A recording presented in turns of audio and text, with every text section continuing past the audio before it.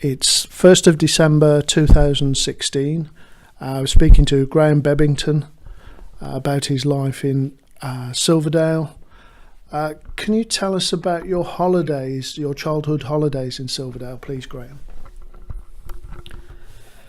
Well, holidays for my parents and I always started with the efforts of my mother, who was Chancellor and administrator of the house, and I'm sure it was the same in a lot of houses on the Dale, that any sort out of where we were going, and it was generally to Rel in the 40s, she would sort out the bookings, see that the money was there. That doesn't mean to say that my father didn't do anything, but I mean, he was the only one that was working at the time, and obviously he provided, and he worked all hours that he could, overtime, weekends and such. And we generally went to Rhyl like most families did at the time, and it was to one boarding house at Rhyl, Mrs. Thomas, and we weren't the only ones from the Bebbingtons that went there. And we generally went from Silverdale Station to Crewe, and then on to Rhyl. I suppose I was very fortunate that wartime that I had very early holidays. Really, obviously I can't remember very early when I was born whether they took me or not, but I certainly remember 4, 5, 6 year old at Rhyl, where on the front there was an area where you could hire bicycles. I hadn't got a bike, and I thought a simple thing like that was absolutely great, being able to ride on a bike for a while in this area that was fenced off. But it's interesting as well that when we arrived in Rhyl, that there'd be a small group of children with trolleys or old prams who would take your luggage to the boarding house wherever you were staying. This small charge, just a matter of a few pence, I would think, and they either went with you or even perhaps on in advance. We stayed quite near to the station anyway, but when you tell people that nowadays, I mean, I don't think there was the taxis about. It was just these people who would deliver your luggage. In any case, of course, during wartime, there was petrol restrictions anyway. You know, you just couldn't get petrol for vehicles. Majority of petrol would be used for industry or the armed services. And we had great holidays at Rhyl. Probably after the war, just after the war, we moved on to going to Morecambe and one or two other places. But I can remember that some of the beaches had still got these concrete defence systems along the beaches. Some of them call them tank traps and that, and barbed wire. Certainly at Morecambe when we were there, but we also while we were there, I wouldn't say that the weather was always good, anything like that. But we had good holidays. Wartime, when rationing was on, we had to take the all important ration books with us, and also certain items of food which you'd been allowed, and particularly in my case for being a child, because we were allowed extra food rations, certain items. Also, I can remember going to the theatre on the front at Rill, which I believe is still there. I think it's the Princess Theatre. And unlike today, where you'd have one artist on or one comic for an evening and pay perhaps some ridiculous price to see them, it was a whole variety show. And but sometimes at Rill, our holiday was also coincided that it was a visiting circus, which was in the theatre itself, and they were great times. I can remember not perhaps the incident itself, but doing it, but coming back from Rill on one occasion. I've always been a bit of an explorer, and we've been on holiday with Dad's brother, his wife, and my cousin Anne. And when we got into Crewe Station, the ladies decided they wanted to pay a visit. So I was left with my father and Uncle Alf. And when the ladies came back from the toilet visit, my mother said to my father, "Where's Graham?" My father and his brother had been talking and not paying any attention to me, and they looked up, and I was. They just happened to see me. I was crossing the bridge from one platform to another, so they ran after me and brought me back. But I do like to explore things that Lynn and I do as well. Where does this lane lead? And we'll go down there. I'm just trying to think. Yes, in the 40s, when Mum was still at home until I was about 8, I think it was, and we spent most of the time playing in the street or on the jollies. The streets were ours. There wasn't the traffic that there is today. Going up the village now, sometimes you have a job to drive up certain streets because there's the terraced houses have got no garages or space off the road to park the vehicles, and it's difficult to really go drive up the streets. But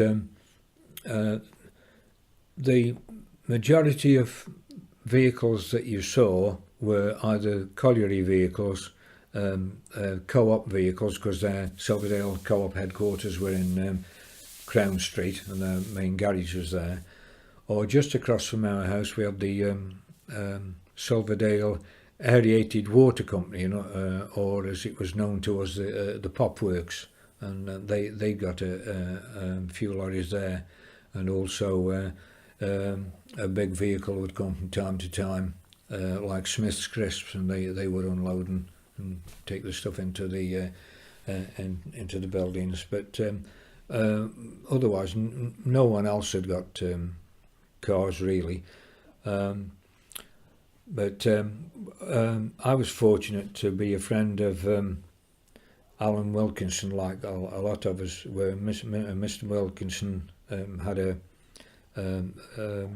his business up on Church Street, just opposite our street, Chapel Street, and he was shoe repairer, or to us cobbler, and at the back of his premises, he had a large store where he kept the leather, sheets of leather, and if the weather was bad, we played in there with Alan. We did all sorts of things, amateur dramatics, and we were all sorts of things that children get up to in their own little wonderland. And but if the weather was good, we would be over the fields on the jollies, doing all sorts of things, but never any problems, any vandalism. And there was an area where we could play cricket or football. Excuse me. And there was also a siding where from time to time there would be coal wagons empty, waiting to be taken into the colliery, and we would play in those, unless somebody like the colliery security people happened to see us, and then they'd shout at us and we'd run off. But we never did any damage. But those wagons, they would be a fort or a castle to us. If it was a castle, then we would let the door down on the wagon, onto the side, if it allowed it, where the land came up to it, so that it was like a drawbridge. But if we'd been to see some western at the cinema, then that would be a fort, like, and we'd be members of the cavalry fighting off the Indians, and all sorts of things like that. It was the normal sort of things that children get up to. But also on the jollies there was official football pitches. Teams like Silverdale, White Star played on there, and but also we were taken there sometimes from school, because we hadn't got a gymnasium and like that. And although we did have PT in the school hall, sometimes we'd be taken up to the jollies, to one of the pitches there, to play football, or generally do some form of exercises. What role did music play in village life, Graham?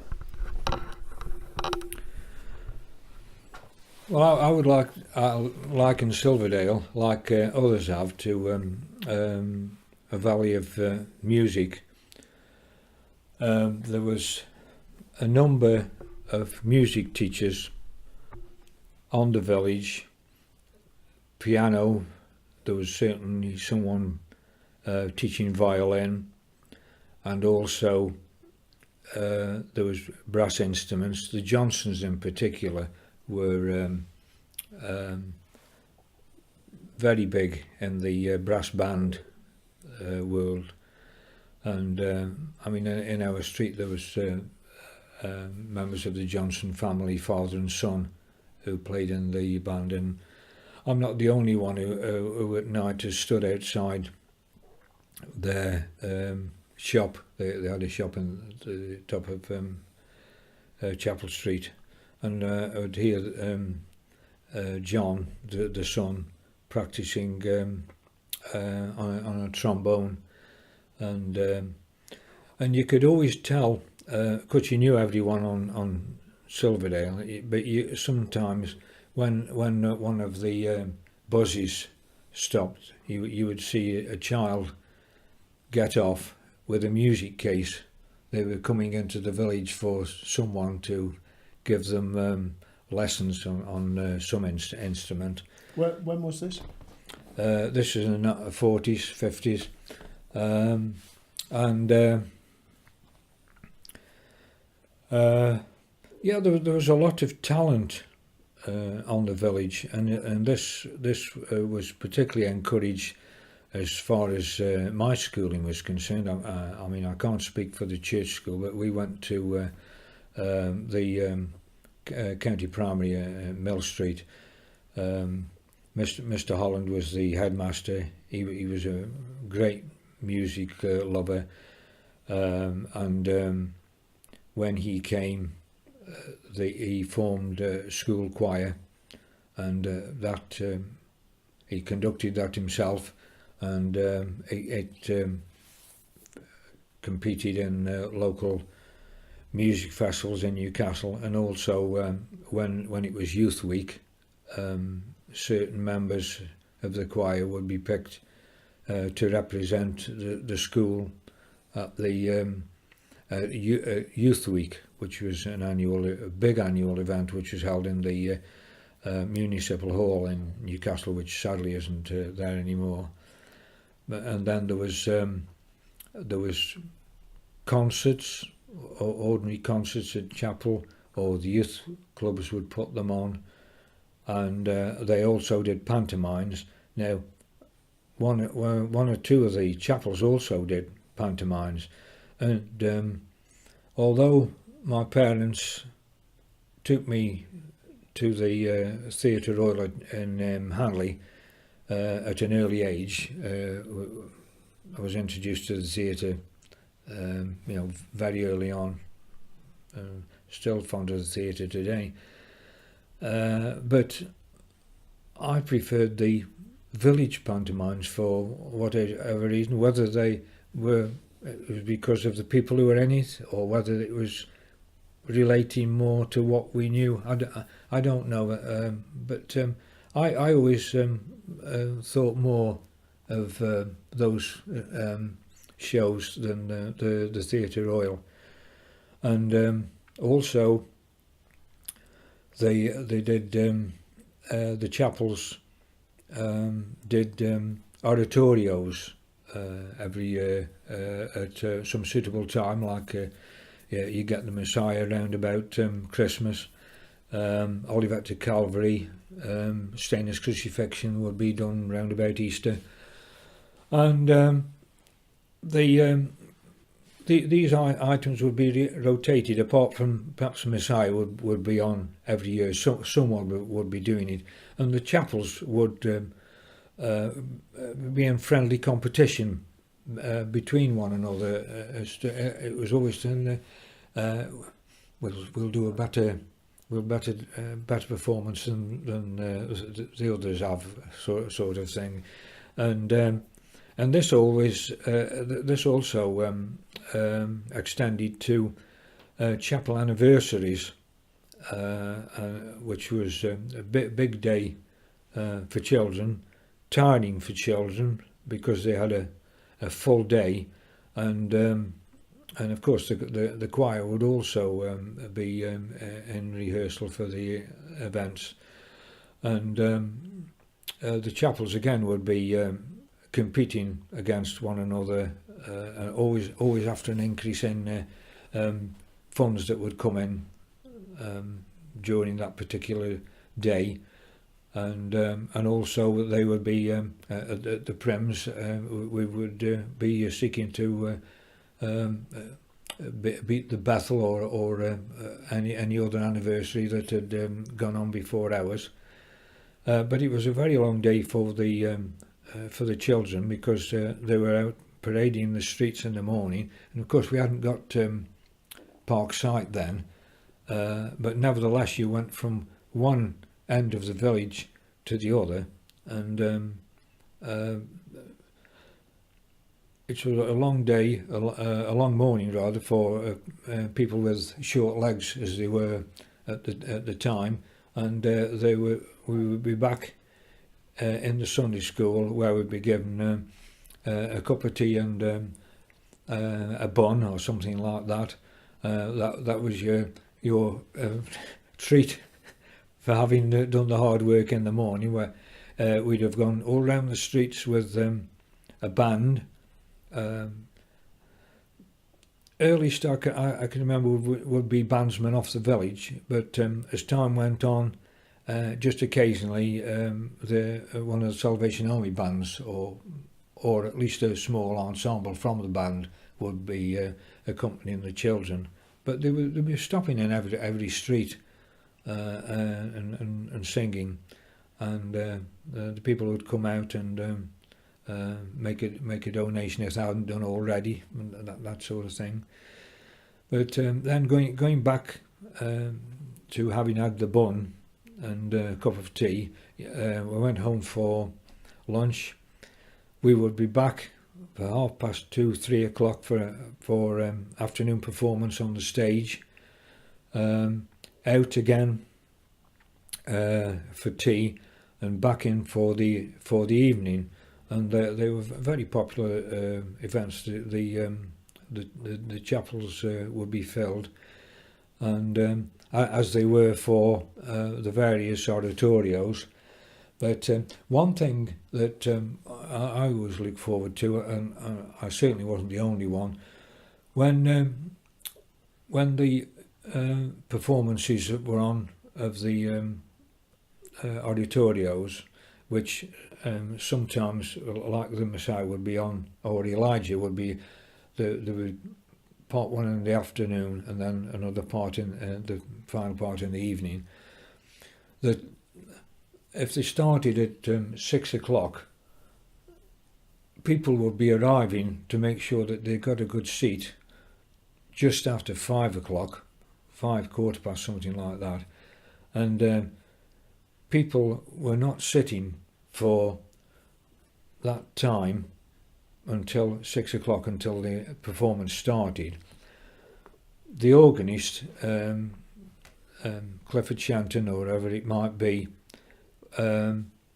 came and played various pieces beforehand, entertaining the congregation, and doing things like Finlandia, which would, they would say, pulled all the stops out and nearly lifted the roof off. They were absolutely amazing, some of the organists that they had for these performances, and also the soloists themselves, which were brought in. I mean, at one time, as you may have heard, even Kathleen Ferrier performed on the village with was one of the choirs, and there was one or two good choirs on the village, male voice choirs, but there was a main one which competed in Wales. It wouldn't be the main Eisteddfod, I suppose, because I can remember that they were certainly in competition at Rose on Sea, and they were. There was occasions when they beat the Welsh at their own game, winning the competition. And what used to happen was they would travel to Wales with supporters.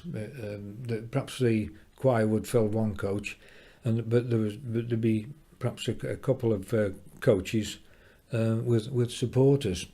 And when they would start from Crown Bank, the journey, and if they won, when they came back, they would sing the task piece and perhaps a more popular one on the when they got off the coach at Crown Bank, and that would be their way of saying, look, we've done it again. You know, and it was very good, good for the village, and letting them know that we've won. And they're still doing that nowadays, aren't they? Yeah, it still is a village of music as far as I'm concerned.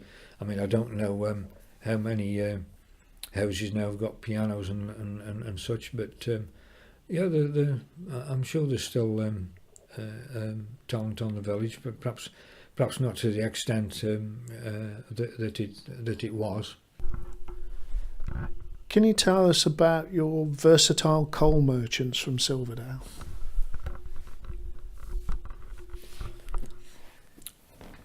Yes, well, when I was a child, and well, going up into the 50s, certainly, there wasn't the money on the village for people to pay for the removal experts like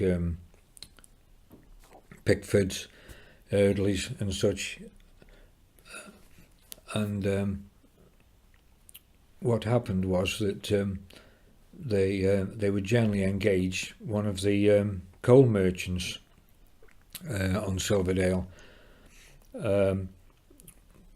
They were if you got a coal lorry, you'd certainly got an asset at the time, because it was used for various things, including helping people to move house. And I've told you got the transport.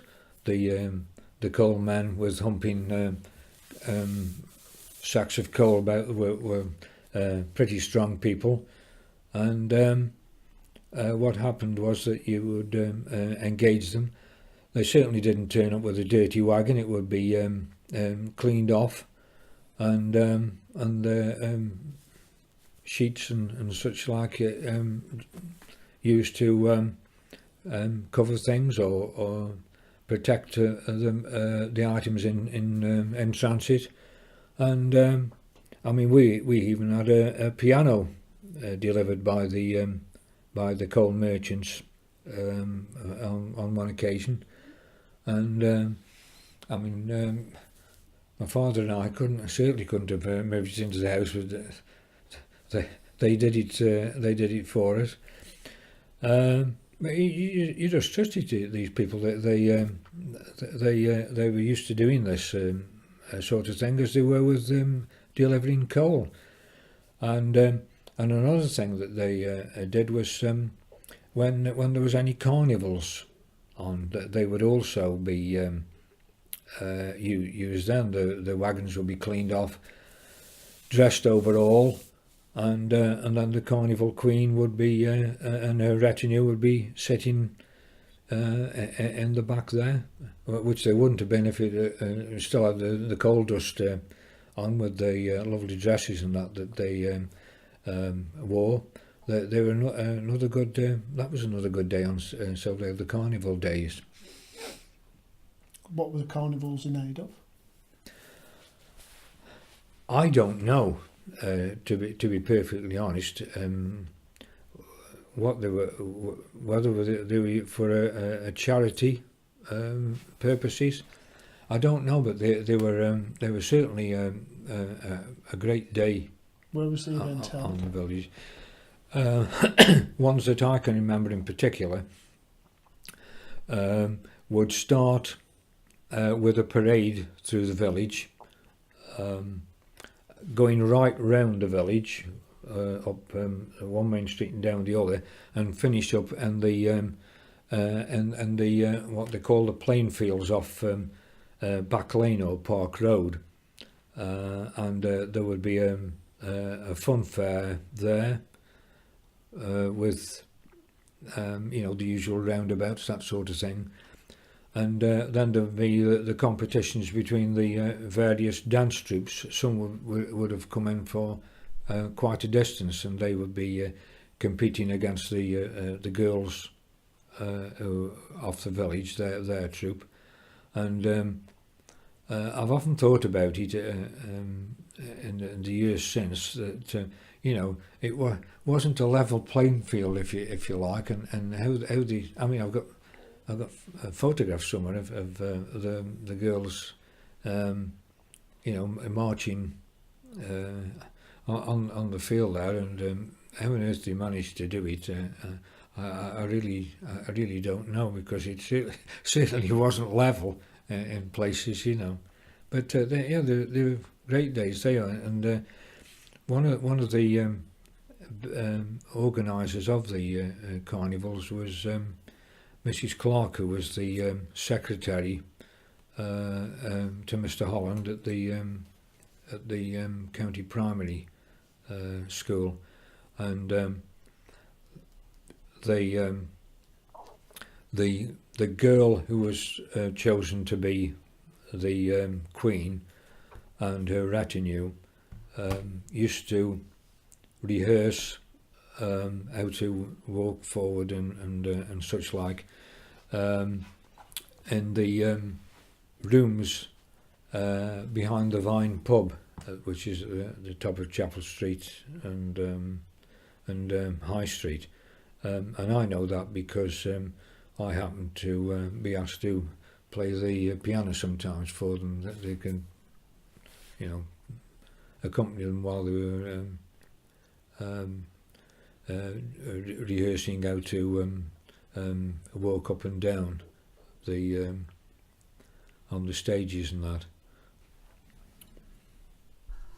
Between the Proud Valley and the village, because my father was in the film. When I say he was in the film, he wasn't Paul Robeson's sidekick. I mean, he was an extra, and I mean, I can't say that's my father there, you know, anything like that. But I do know from what he said the scene or scenes that he was in, and you know, it's great being able to tell folks that your father was in a film with Paul Robeson. I mean, you never met him or anything like that. I mean, you know how destructive film making is and editing and such. You know, I mean, he never went near the village. Can you just give us a bit of background on what the film was and why it was filmed in Silverdale? I mean, according to film buffs, the Proud Valley is still regarded as the Welsh film epic, and you know, it's been done that over the years, and you can't take that away from it. And the film, in 1939 it was made, is still shown occasionally on television, obviously black and white, and it's a story of a mining disaster, and Robeson plays a seaman who goes into either Cardiff or one of the South Wales docks, but he's been laid off, and so he's looking for work, and he makes his way in land into the valleys, and he hears a choir singing. I think it's a piece from Elijah, and he joins in, and of course the inevitable happens that the members of the choir not hear him, this fabulous voice outside the premises, and he finds him a job at the college, in a place in the choir, of course, and of course the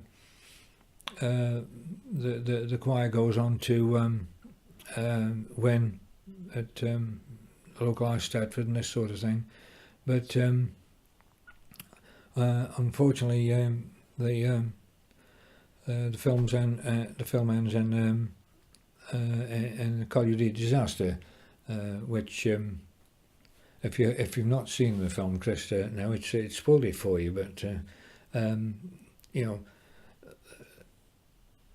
the pictures, you know, how it was done and at the time are remarkable, and I think that's why it's regarded as a, you know, a mining epic. Why did they film in Silverdale? Well, what happened was that they were filming with the stars of the film in a place called Mardy in the valleys there. That's Mardy, and I'm not sure exactly what went wrong. Whether I mean, there wouldn't be the unions that there were eventually. Whether it was whether they got on the wrong foot with the colliery owners, but of course we all privately owned collieries then.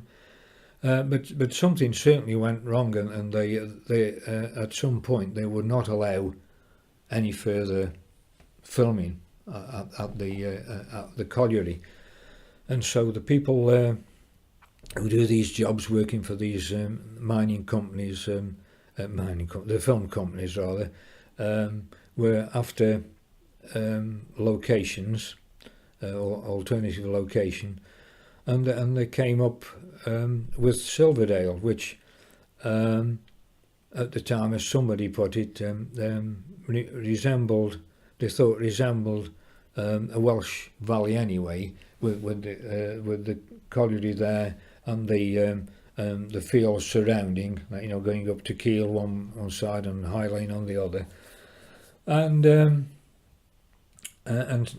so the colliery at the time was in the hands of Shelton Coal Iron and Steel Company, and they gave permission for the filming to continue there, and that's what happened. Now, going on from there, in the I think it was 1958. It was certainly when I was in the army.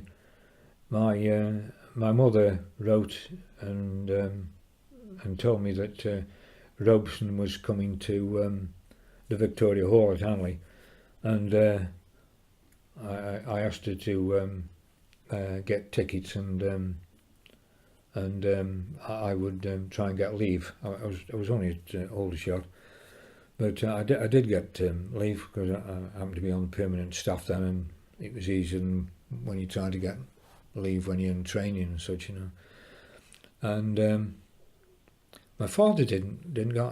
I can't remember why my father didn't go. I think he must have been working, and it was an absolutely fabulous concert. There was only him on the stage with his regular pianist, a guy named Lawrence Brown, and after the concert, I said to my mother, I'd like to get Paul Robeson's autograph, and we were very fortunate that we were one of the first ones to arrive outside the dressing room at the Victoria Hall, and we eventually shown in. There was like 2 or 3 at a time. He was sitting at a table. Excuse me, and as he was signing the programme, I just bent towards him and said, my father was in your film, The Proud Valley, and he looked up, got up, and he absolutely towered above us, and broadly grinning, shook hands with us both, and mother thought he was a wonderful, gentle giant. I was thinking on massive hands, and he said, "That's my favourite. That's my favourite film that I was in." And he wasn't just being polite. It is actually in his autobiography, and the reason being that he played an ordinary man, not a black man like in Sands of the River, and that, and yeah, it's experience wouldn't forget,